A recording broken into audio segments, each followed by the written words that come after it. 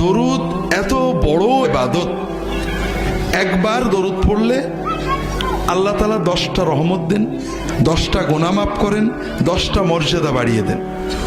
আল্লাহর ফেরেশতারা দোয়া করে, আল্লাহর রাসূল সাল্লাল্লাহু আলাইহি ওয়াসাল্লামের কাছে দরুদ পৌঁছে দেওয়া হয়।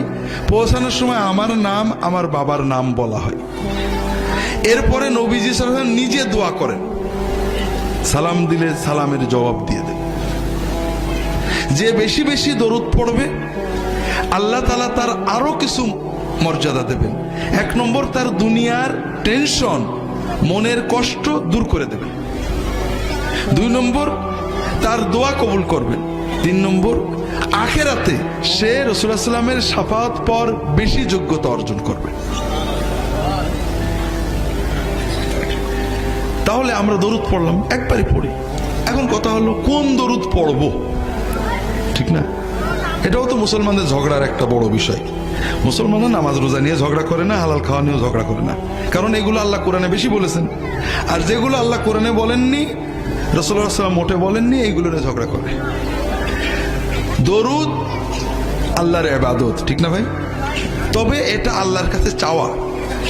আপনি যদি না পারেন এমনিই বলেন আল্লাহুম্মা সাল্লি আলা মুহাম্মাদ, এটাও দরুদ।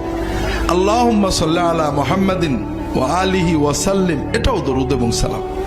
তবে রাসূলুল্লাহ সাল্লাল্লাহু আলাইহি ওয়াসাল্লাম যেটা শিখিয়েছেন সেটা উত্তম। রাসূলুল্লাহ সাল্লাল্লাহু আলাইহি ওয়াসাল্লাম যেটা শিখিয়েছেন, আপনি যদি আল্লাহর কাছে নবীর, তার হাবিবের ভাষায় দরুদ পড়েন, দোয়া করেন, আল্লাহ বেশি খুশি হবে না? তাড়াতাড়ি কবুল হবে না?